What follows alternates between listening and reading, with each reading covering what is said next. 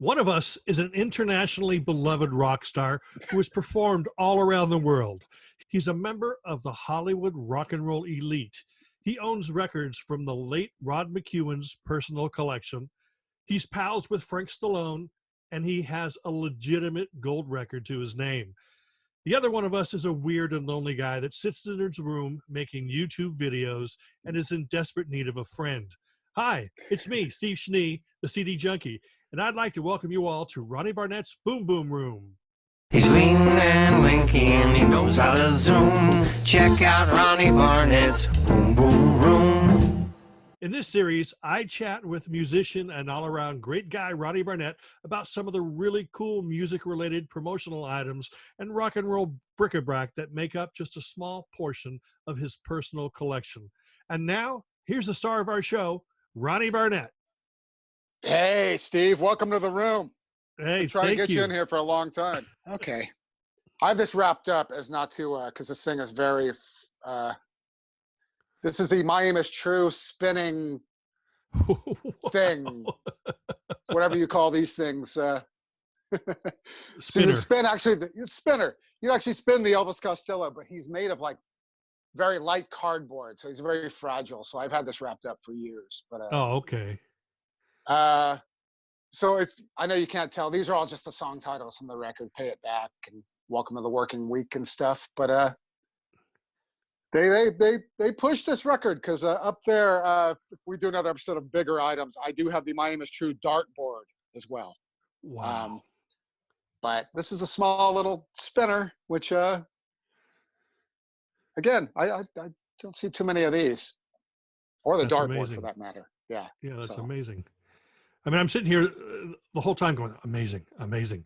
Because, I mean, this stuff truly, like, if I had room and money, I'd go out and I'd be searching for that stuff too. I mean, you know. Yeah. Look, the room and the money thing is a problem. Yeah. Luckily, I've owned a lot of this stuff. Luckily, I've owned a lot of this stuff for a long time, and Yeah. But yeah, starting a collection like this now, just like a record collection, I couldn't even imagine. Yeah, exactly. Okay, let's go to the. Here we go. Since we're talking about belt buckles, here is a Mushroom Records belt buckle. Mushroom was the label with Heart, the early Heart, and Yeah, right. The American mushroom, not the American Australian. mushroom, not the exactly. Who else? They had another big Canadian. Anyway, it's the Mushroom belt buckle. It's 3D. You could see kind of the mushroom sticks out there. And this was given away 1978 Season's Greetings from the Mushroom family. Wow. So back in the day when the record business was thriving, they would give away belt buckles. They'd give away expensive items. Yeah, just for Christmas. That said, Mushroom I don't think lasted too much longer after this, but after Heart broke up with them and stuff, and that's a long story. But you know, imagine the kids under the tree going, "What'd you get from Mushroom?" And someone goes, "Oh, I got a belt buckle." yeah, this is real music nerd stuff. When you're a fan of the label, you know. All right, what do we got? Here we go. Here's a. Keychains are always big in this world. Here is the Foghat tight shoes shoe keychain.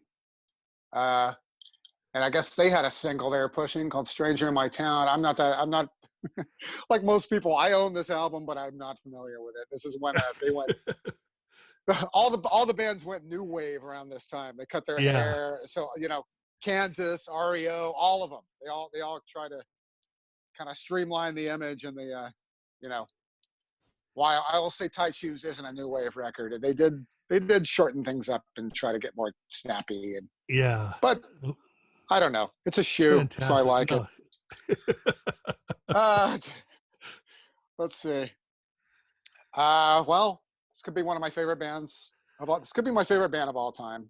I always point to them. But here is the Cheap Trick Dream Police badge. Wow. Now that said, I don't know if this was strictly a promo item or if they sold these in a limited amount at the time, but I have owned it for God since 1980 or 79 or whatever. But it might have been both, but I'm pretty sure it's a promo item. It doesn't say Columbia or Epic Records on the back or anything, but hey, it doesn't have to strictly be a promo item to fit. And yeah, it's a pin. You can wear this like a real. Wow. How thick is that?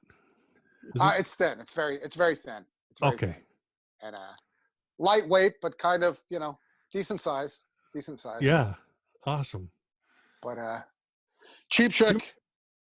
Do you remember that actually had to be pushed back like 6 months because Budokan was so popular? I do. Yeah, Budokan wasn't. People don't.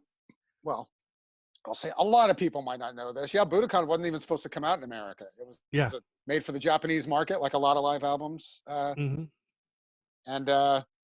yeah, Epic here made a little sampler. Radio started playing the songs, and it just took off like crazy here. Cheap Trick, were probably more surprised than any of us. And yeah, they'd already completed Dream Police, and yeah, I remember reading about that. Like the next album's already ready to go, and meanwhile they did a whole arena tour backing up Budokan. That's when I first saw them. And did? I gotta say, in '79, seeing Cheap Trick in the 10,000 seat arena in Houston, I have not been more excited to see a show probably since. Like I was so excited, and I was not let down.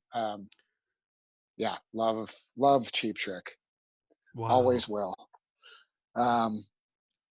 Okay, let's go. Let's go with this. This is very timely. Everybody's wearing masks, to protect ourselves from everybody else. And to protect everybody else from ourselves. We have to remember that as well. Exactly. Thank you. That's an important point. So I've contemplated wearing this out. I don't know how it would go. This is the Quiet Riot mental health mask. Actually, in my neighborhood, I'd probably get a lot of compliments for this. I don't know what that means. But you can see it says Quiet Riot there at the top, and if you remember, Steve, Quiet Riot, this record was huge. I wasn't really into it. I wasn't really into it at the time, but I appreciate them now. But I remember before they were Quiet Riot, they were Dubrow. And I remember reading BAM magazine, and remember BAM magazine at that time, all the bands who had names like Dubrow or Beowulf and stuff like that, all the letters were so weird, their logos were so weird that you had to like tilt the magazine sideways to read the name of the band. And I remember Dubrow kind of being like that, and then they became Quiet Riot. It was a precursor to when black metal took that concept and just went out the window with it. Like, we don't want you to read our name. Yeah. Thank you, Ronnie, for allowing us to visit your Boom Boom Room and for showing us some of these great items that you have. And we look forward to coming back and seeing more. Thank you, buddy. Always a pleasure. He's lean and lanky and he knows how to zoom. Check out Ronnie Barnett's Boom Boom